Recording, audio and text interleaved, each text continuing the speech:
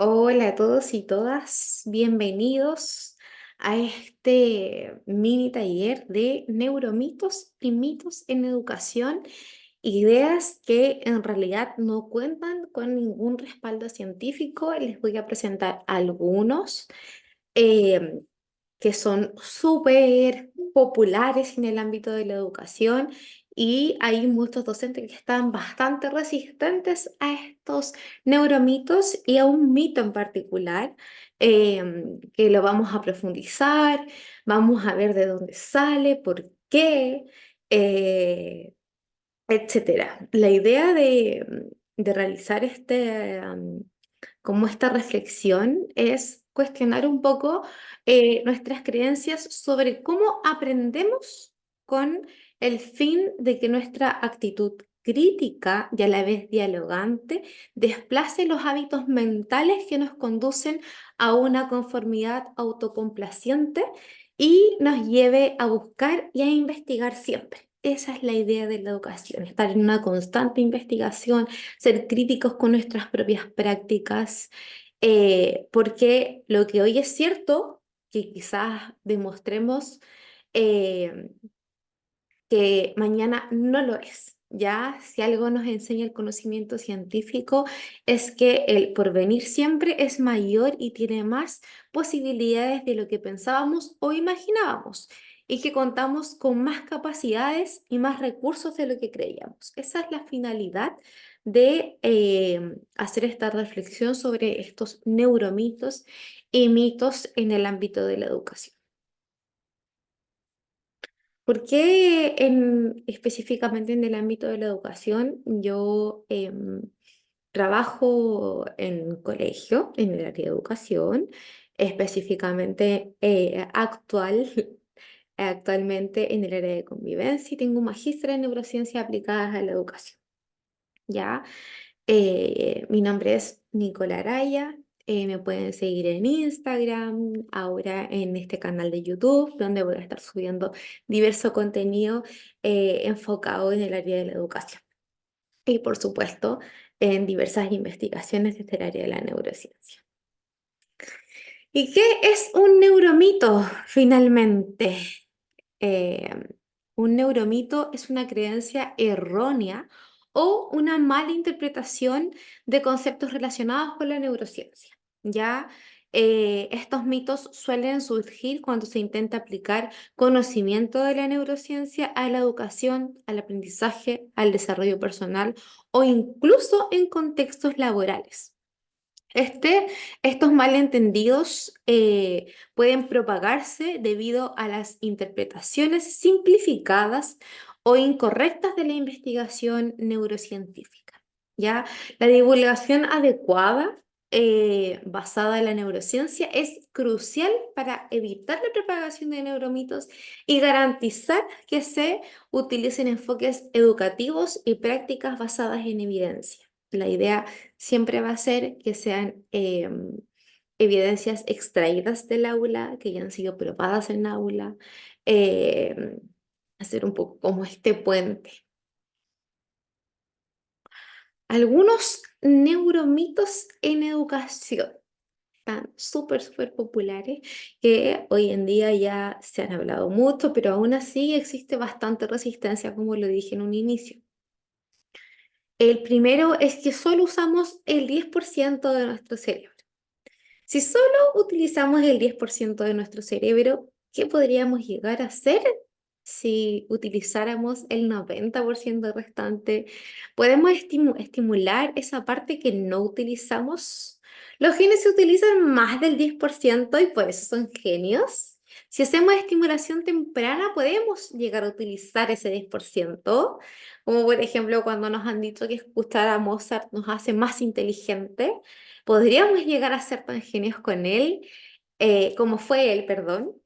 Estas y otras tantas preguntas se originan en la idea de que solo usamos el 10% de nuestra capacidad cerebral.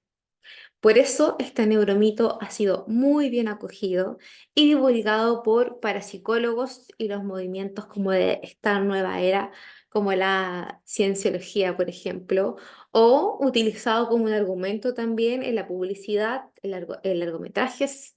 El neuromito permite abrir posibilidades evolutivas, permite la esperanza respecto a todo lo que podemos evolucionar y el tipo de seres humanos que podemos llegar a ser, ¿ya? Por otro lado, ofrece una posibilidad de explicación pseudocientífica a fenómenos que se consideran inexplicables. Saber que utilizamos el 100% de nuestro cerebro debería abrir las puertas a lo que es la curiosidad. El cerebro ya no es esa caja negra conductista a la que se podía acceder. El cerebro es un mundo apasionante en el que descubrimos nuevos caminos. Esta es la idea, ¿ya? Debe animarnos a explorar con nuestros estudiantes todas las posibilidades y convertirnos en investigadores de nuestras propias prácticas, basándonos en estudios rigurosos sobre la estructura y el funcionamiento cerebral, ya porque las posibilidades son infinitas. Así que este neuromito de que solo usamos el 10% de nuestro cerebro no tiene respaldo científico, ya. Eh, nosotros, nuestro cerebro funciona constantemente, por lo tanto, no solo usamos el 10%, ¿ya? El otro, que es súper conocido y que lamentablemente está súper arraigado en nuestro sistema educativo chileno, porque hay hasta un test para saber qué tipo de estilo de aprendizaje tienen tus estudiantes, por lo tanto, deberías adecuar tu clase a eso, ¿ya? Y los estudiantes aprenden mejor si se les enseña de acuerdo a su estilo de aprendizaje el conocido VAC, visual, auditivo y kinestésico, ¿ya? El concepto de estilos de aprendizaje fijo, como por ejemplo los que nombré recientemente, ha sido completamente desacreditado por la investigación. No hay evidencia consistente que respalde la idea que adaptar la enseñanza a estilos de aprendizaje específicos mejora el rendimiento académico. ¿Ya? De acuerdo con lo que conocemos del funcionamiento del cerebro y la gran cantidad de conexiones neuronales entre distintas regiones cerebrales, facilitamos el aprendizaje cuando los materiales curriculares se presentan en múltiples modalidades sensoriales. Entre eso también, obviamente, abarcar aspectos emocionales, cognitivos, psicológicos. eh, con estos materiales los sentidos se potencian mutuamente. Así, por ejemplo, el aprendizaje y la práctica de un nuevo idioma requieren un uso coordinado, ya sea de lo visual, de lo auditivo, de lo kinestésico. Todo esto tiene que ser como en conjunto, multisensorial, multifactorial. em, Así como también la memoria, la emoción, la voluntad, la reflexión y la imaginación.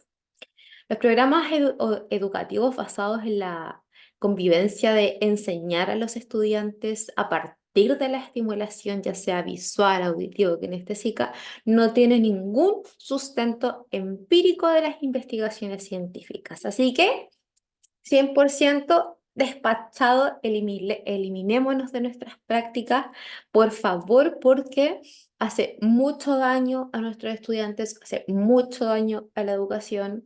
Yo sé que hay un decreto aquí en Chile que te pide que apliques este eh, test a los estudiantes, pero en realidad, mientras más recursos utilicemos, el aprendizaje va a ser mucho más significativo y más duradero.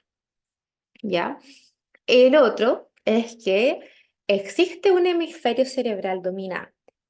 Si bien es cierto, claro, tenemos un hemisferio que se encarga más del área del lenguaje, etcétera. Muchos textos y programas educativos animan a los profesores a detectar cuál de los hemisferios cerebrales de sus estudiantes predomina con el fin de mejorar la enseñanza y facilitar el aprendizaje. Según esto, el alumno más intuitivo estará más fluido por su hemisferio derecho, mientras que el más analítico estará por el izquierdo. Si se consideran estas particularidades de sus estilos cognitivos, podrían mejorar su aprendizaje. Pero, ¿existen realmente dos hemisferios cerebrales que trabajan de manera independiente? No, trabajan de manera interconectada. ¿Podemos clasificar a los estudiantes como cerebro izquierdo, cerebro derecho con el fin de mejorar su aprendizaje? No. Lamentablemente, hay muchas ciencias falsas al respecto, pero si interpretamos adecuadamente la información que nos suministran las investigaciones en neurociencia, podemos encontrar respuestas certeras a estas preguntas que yo les he planteado y que también les he respondido de forma breve, porque hay ciertas implicancias también en educación y ciertas formas de las cuales nosotros podemos ir adecuando nuestras prácticas en el aula. Continuamos con más neuromitos. El primero, bueno, los tres anteriores son como los más populares, los más conocidos, pero acá vengo con más, así que la idea es que después de ver este video se vayan un poco reflexionando, tratando de mejorar sus prácticas educativas. Todos hemos caído en cometer estos errores. Les voy a poner un ejemplo súper cercano. Es que en mi formación, cuando yo recién empecé a estudiar, me enseñaron sobre los estilos de aprendizaje, por ejemplo, y muchas cosas que hoy en día son falsas. Temas que también están relacionados en cómo diversificar, ya eh, cuando hablamos del DUA, por ejemplo. El DUA ahí tiene un truquito también que, si bien es cierto, ciertos puntos de verificación están estudiados, tienen evidencia, el DUA en sí no tiene evidencia científica y es muy difícil de aplicarlo en su totalidad. Eso fue un dato extra. Continuamos con más neuromitos. Para aprender es necesario movernos de nuestra zona de confort. Las investigaciones en neurociencia han demostrado que para mejorar el aprendizaje de un estudiante, este debe reflexionar, indagar y relacionar conceptos novedosos con sus conocimientos. En definitiva, ponerlos en contacto, relacionarlos y profundizarlos. Esto no es una novedad, pero pasa muchas veces desapercibido en el día a día del aprendizaje, en las aulas y en las escuelas. Para aprender se requiere una mente concentrada y esto se consigue si el cerebro, en concreto nuestra corteza aquí prefrontal, que es como nuestro director de cine, nuestro director ejecutivo, nuestro director de orquesta, como queramos llamarle, que manda, por decirlo de alguna manera, es capaz de conectar con distintos circuitos cerebrales e inhibir otros que son irrelevantes y fuentes de distracción. ¿Ya? La atención que facilita el aprendizaje necesita un esfuerzo continuo que requiere de autocontrol, de motivación, que se consigue a través de lo novedoso o relevante y emociones adecuadas, ¿ya? ¿Cómo funcionan estos mecanismos de atención y concentración? ¿El aprendizaje se da solo si hay novedad o también si hay rutina? Aprendemos y disponemos solo de entornos estimulantes, motivadores y novedosos. Muchas experiencias relacionadas con la ilusión forman parte de nuestra vida. Ya ilusionarse tiene que ver con acciones como soñar, animar, alentar, desear, con la capacidad de asombrarse. Cuando somos niños nos sorprendemos de las cosas de manera más simple, porque nos asombramos con lo desconocido, lo que nos genera curiosidad, ¿cierto? Lo que hay por descubrir. Y con los años perdemos esta capacidad de comprender y reconocer el mundo y todo lo que nos envuelve. Aprender empieza por una curiosidad, por un querer saber, por acercarse a algo desconocido, mirar más allá, más adentro, más cerca, por algo que capta nuestra atención. La forma más directa de captarla, eh, es, perdón, se me cerró, es acercarse a algo desconocido, ¿ya? Eh, la curiosidad activa lo que son los circuitos emocionales del cerebro que nos permiten estar atentos con lo que se facilita el aprendizaje. Y en la práctica lo hacemos a partir de preguntas abiertas, de retos, de desafíos, de tareas activas, a través de metáforas, las incongruencias o simplemente historias que invitan a la reflexión. Hay también mecanismos inconscientes que permiten mantener la atención, que se cree son incluso importantes en la resolución creativa de conflictos. Por lo tanto, eh, aquí queda más que claro el cómo podemos también aprender, ¿ya? Sigo con el siguiente. Cuantas más horas pasen los alumnos en la escuela, más aprenden. ¿Qué creen ustedes de esto? Yo creo que acá vamos a estar súper de acuerdo. Ciertamente, los últimos estudios demuestran una relación inversa, ¿ya? Eh, por aquí vamos a hacer un recorrido sobre lo que muestran los resultados de las evaluaciones educativas, eh, acciones desarrolladas por diversas investigaciones también, desde la neurociencia sobre el famoso menos es más o más es menos. Eh, Acá queda más que claro que en realidad no, mientras más horas pasen los estudiantes en la escuela, no nos va a asegurar que van a aprender más. Ya, hoy en día las horas de aula son bastante extensas, los horarios de algunos colegios son muy extensos, pero eso no nos asegura que los estudiantes aprendan más. De hecho, hay muchos estudios que indican que ojalá el horario de clases comience un poco más tarde, porque así los estudiantes están como más activos, más despiertos, y ojalá que en realidad también se propicie o se fomente más actividad física, más temas relacionados con la música, las artes visuales. Y hoy en día se le da mucha más importancia a las áreas instrumentales, les digo yo, como lenguaje, matemática, etcétera, siendo que con las mencionadas anteriormente podemos ir desarrollando otras habilidades.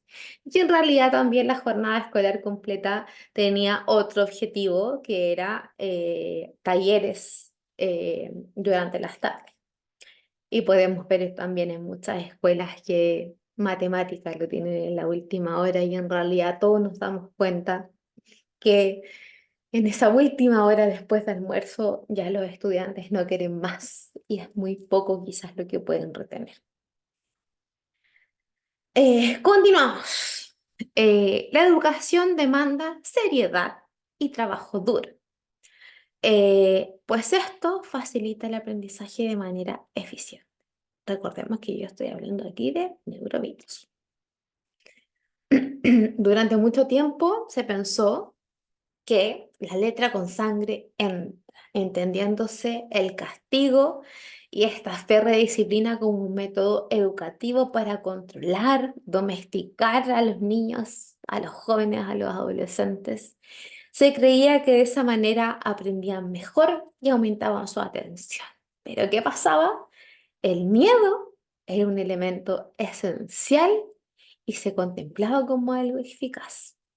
Y los neurocientíficos descubrieron que nuestro cerebro, nuestros sistemas cerebrales que estimulen la atención, la motivación y el aprendizaje más eficaz, eh, esto llevó a que muchos elementos de estos paradigmas educativos antiguos mostraron un efecto contraproducente, lo que aportó nuevas visiones y nuevas posibilidades y oportunidades de mejora. Ya hoy día ya sabemos que la letra con sangre no entra. ¿ya? Por lo tanto, eh, y yo creo que este neuromito está un poco más fuera de lo que es el aula hoy en día, porque hemos cambiado mucho el paradigma. Nuestro cerebro, con más de 100.000 millones de neuronas, muestra de todo un universo de células llamados neurotransmisores que pasan, se van comunicando como de una neurona a otra, van generando como una red que se comunican entre sí, eh, enviando información específica para su respuesta. Y estos neurotransmisores se asocian, perdón, asocian información de forma integral y modulan nuestra atención, nuestra motivación y aprendizaje a través de un proceso complejo en la que intervienen muchas áreas de nuestro cerebro. Ya, por lo tanto, adiós ese neurónimo. Continuamos. El sueño. Esto también yo lo he leído bastante. El sueño permite descansar, pero no conlleva ningún beneficio cognitivo, porque cuando dormimos nuestro cerebro reduce drásticamente su rendimiento. Y esto es mentira. Yo se los voy a explicar cómo se lo explico a mis estudiantes, y yo les digo que mientras dormimos, en los horarios que corresponden, tratando de explicarles que tienen que dormirse temprano, ojalá sin pantalla un rato antes, etcétera. Nuestro cerebro sigue trabajando y hace como un trabajo que se lleva la basura, se lleva todo lo que no nos va a servir y consolida la memoria y todo con lo que nos teníamos que quedar. Esa es como una forma que yo se la explico a ellos y es súper bueno porque también ellos necesitan conocer de forma explícita cómo aprenden y cómo funciona su cerebro. ¿Ya? La incidencia del sueño sobre la atención y la memoria es incuestionable. Hablar, escuchar, leer, escribir son tareas rutinarias en el aula que requieren de un sueño adecuado, correcto, una higiene del sueño, ojalá parejita, eh, para que ellos tengan la capacidad de al otro día estar más atentos. Y en lo que es referente a la memoria, un estudiante puede pasar un montón de horas preparando un examen, una prueba para el día siguiente, y en el momento de la realización de esta prueba, de esta evaluación, olvidarlo todo. ¿Por qué? Porque no se almacenó en su memoria a largo plazo. Es decir, que durante el sueño no aprendemos información nueva, sino que se repasa la antigua y se consolida.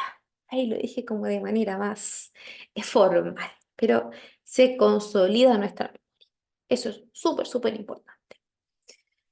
Eh, y este que les voy a nombrar ahora, que yo lo he visto, hay muchos programas. He visto en Instagram, en TikTok, eh, mucho de esto y la verdad es que me sorprende porque se ha dicho un montón de veces desde el área de la neurociencia que es un neuromito, pero a secas. Y que dice que la práctica de movimientos corporales simples promueve la gimnasia cerebral. Mejora la integración de funciones cerebrales del hemisferio derecho y del izquierdo y con ello el aprendizaje. He visto algunas personas que tienen que hacer un 8, entonces de esa manera, no sé, voy a poner un ejemplo. De esa manera van a estar más atentos, van a comprender mejor lo que es el lenguaje, van a leer mejor o van a estar más preparados para lo que es la matemática, etcétera. Eso no. En miles de escuelas del mundo encontramos niños realizando un conjunto de ejercicios peculiares donde mueven la cabeza hacia arriba, hacia abajo, giran el cuello, flexionan el pie, masajean ciertas zonas del cuerpo, dibujan el 8 en el aire, bostezan de forma específica, beben sorbos de agua.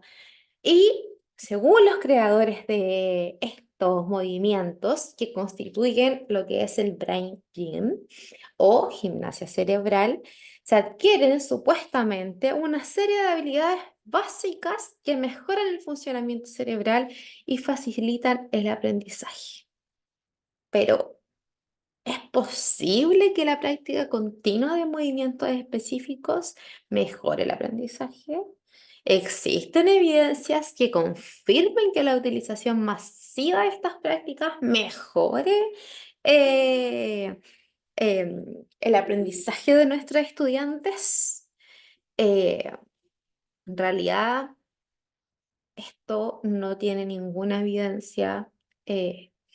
No. Si bien es cierto, hay prácticas que pueden servir mucho, como la atención plena, ejercicio de mindfulness, ciertas como cortes, hacer como ciertos parones, hacer algún movimiento, no un movimiento exacto, sino que alguna actividad que los saque de lo que están haciendo en el momento para volver a retomar la atención, que puede ser un ejercicio de respiración, alguna actividad cortita, etcétera, pero no estos movimientos que hasta hacer como un elefante, hacer el 8, mover las manos de cierta forma para estimular tu hemisferio derecho, tu hemisferio izquierdo, para mejorar la lateralidad. No, eso no, por ningún motivo, ¿ya? Eh, y más encima que esta es una práctica súper, súper antigua. Eh, Y en realidad practicarlo como de esta forma, este era un programa que se vendía y se sigue vendiendo. Yo he visto así como hasta imágenes, por ejemplo, si ves que el caballo va hacia la derecha, es que tu hemisferio, no sé, derecho funciona más, entonces eres más tal forma.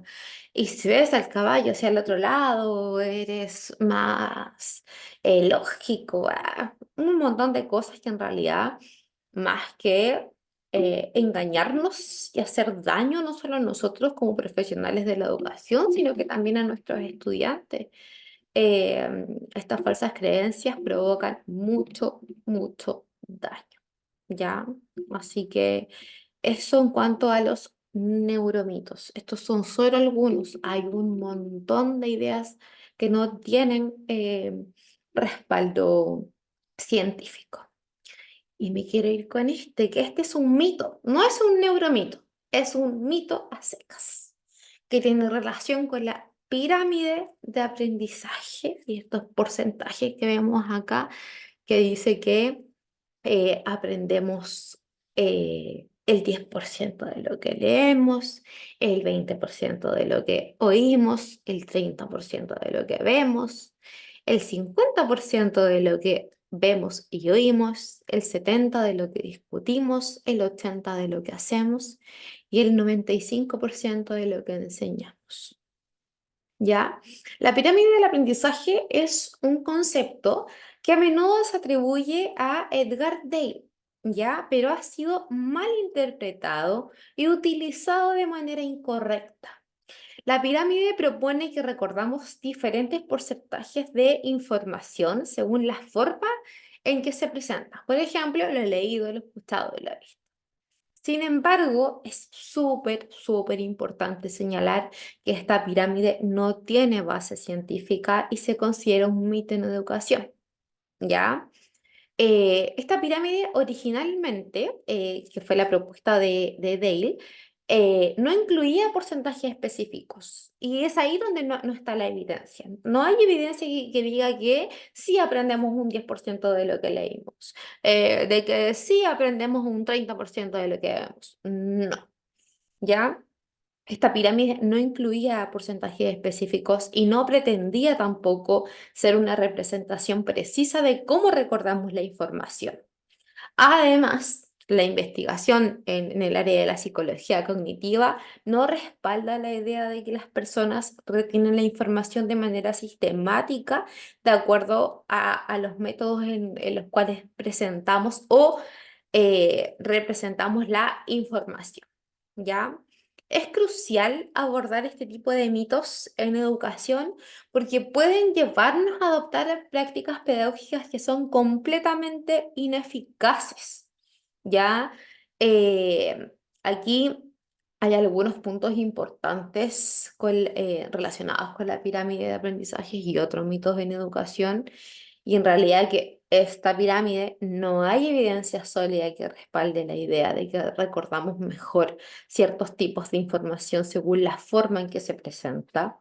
Y también recordarles que el aprendizaje es un proceso complejo, es un proceso multifacético y la retención de información depende de diversos factores. Así que, por favor, saquemos esto. Esto yo lo he visto mucho, mucho, mucho, el tema de la pirámide de aprendizaje, lo he visto en LinkedIn, como que se ha propagado bastante.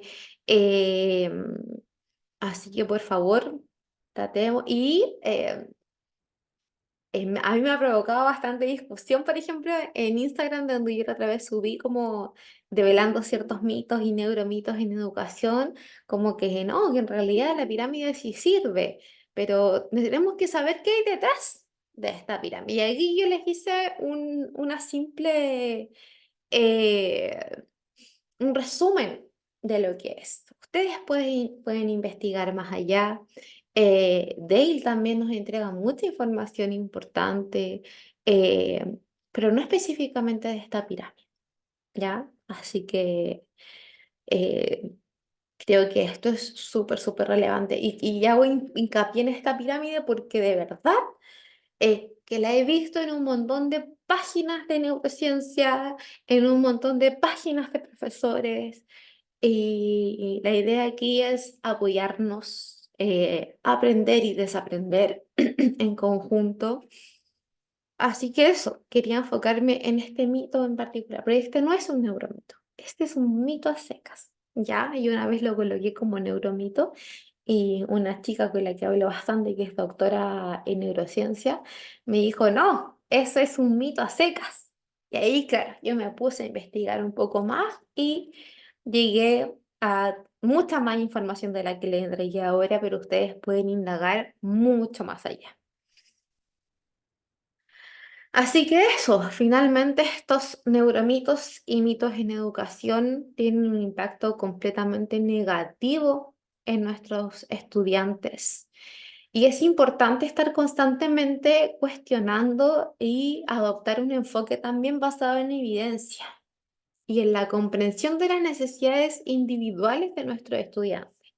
La educación efectiva es aquella que se adapta a contextos diversos y reconoce la complejidad del proceso de aprendizaje.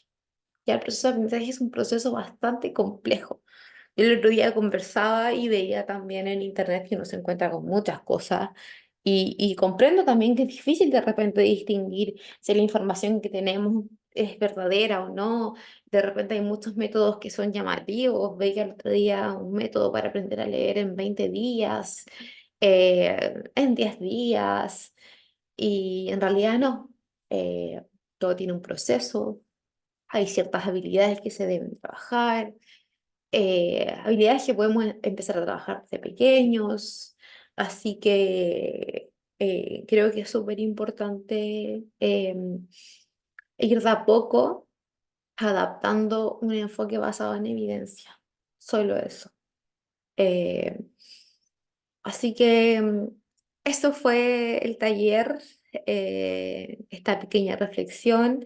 Los invito a seguirme en Instagram, donde estoy constantemente subiendo contenido sobre diversos temas que de repente son bastante interesantes. Así que también a suscribirse al canal si es que les llamó la atención. Voy a estar, ojalá por semana subiendo contenido, preparando cosas. Espero que les haya gustado, que algo les resuene de lo que hemos visto. Eh, También estoy constantemente respondiendo dudas. Si no lo sé, lo investigo, lo averiguo, lo pregunto. Así que eso, están invitadísimos a seguir el Instagram, a que tengamos de repente alguna conversación. He conversado con muchas personas. La otra vez conversaba con un profesor que hoy en día está fuera de Chile y hablábamos de esta multitarea, que en realidad también es un mito. No podemos ser multitarea. Y estábamos ahí haciendo el enganche con el aprendizaje de un segundo idioma, y esa es otra cosa. Sí, los niños que aprenden otro idioma desarrollan otro tipo de habilidades y ese es otro tema aparte, pero en realidad se dan conversaciones muy enriquecedoras. eh, si hay algo también que quizás haya que discutir y que cambiar algo, y yo feliz. Así que eso, los dejo invitadísimos nuevamente y les agradezco la confianza. Espero que estén súper bien, así que chao, chao.